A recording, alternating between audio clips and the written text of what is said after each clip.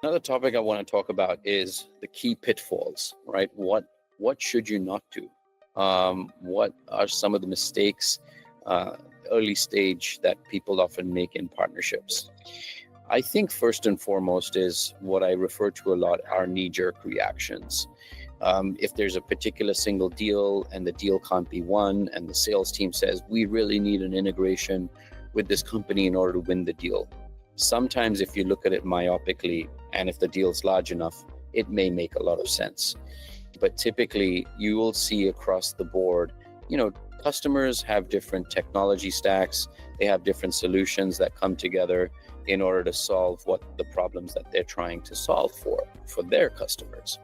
So typically by just, reacting to what the sales team is saying or what the product team is saying is not an effective way that drives a scalable partnerships model. These are what I call point-in-time partnerships. You're not 100% sure if there's a lot of replication where that partnership or that integration would make sense for customer 1 through customer 100.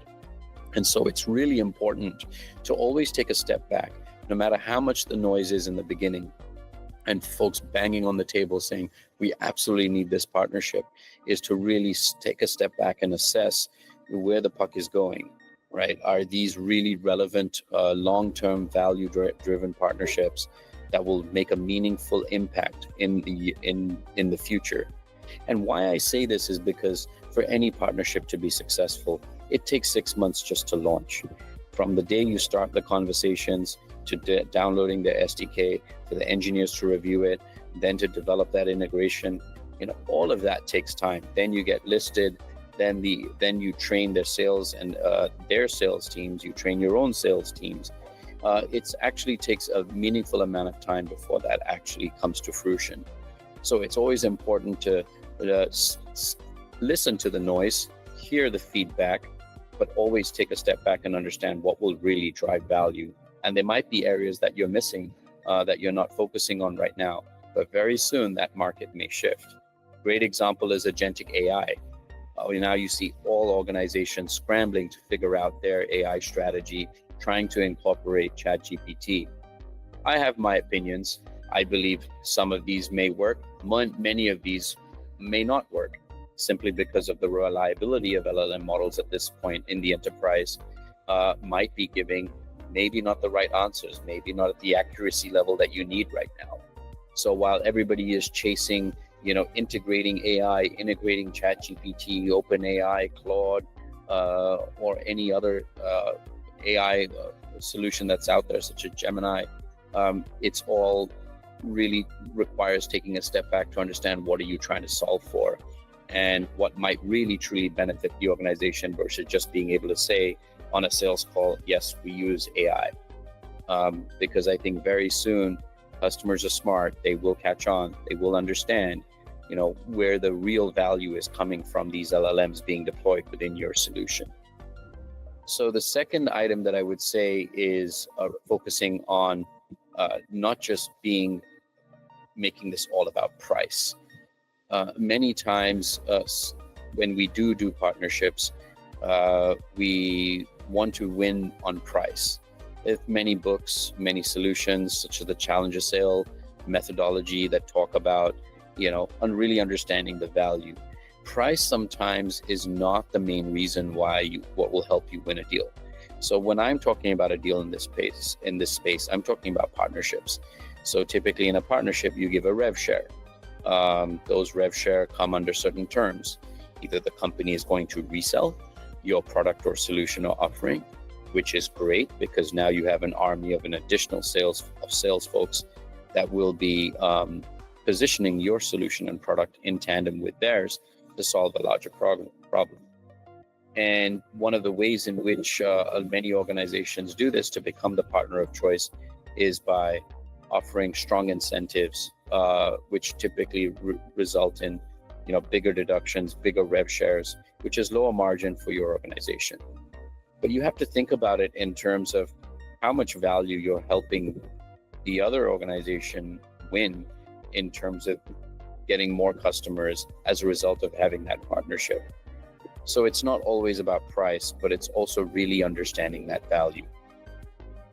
The third thing that I would talk about is the integration at the time of the integration. So obviously in the world that we live in right now in 2025 and beyond, no single software solution that is enterprise grade will operate in a vacuum. What do I mean by that?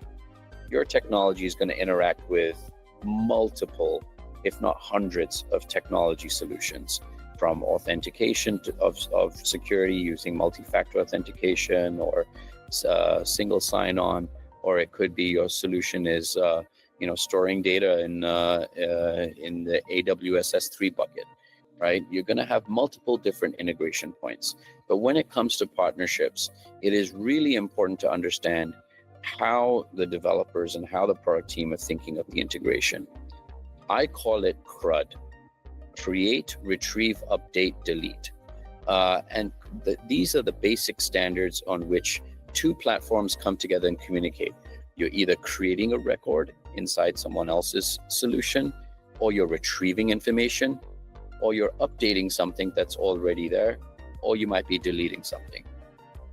This is how the two solutions are communicating, and then they're coming together in tandem using this. And now multiple ways of doing that is either via JSON, or you do it through multiple other platforms that are out there that, I'm not a developer anymore. I used to be a former developer, but there are multiple standards on how these two integrations come together. And so it's really important to understand when an integration is taking place, what that end solution will look like and that experience will look like for the customer.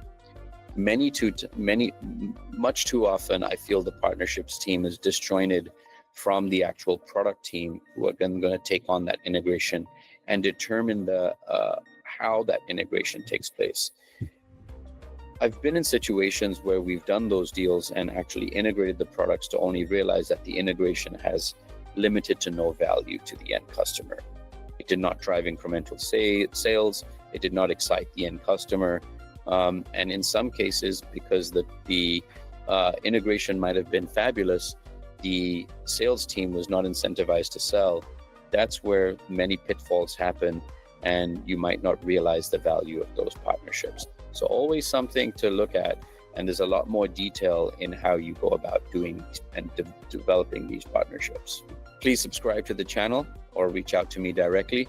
Happy to answer all your questions.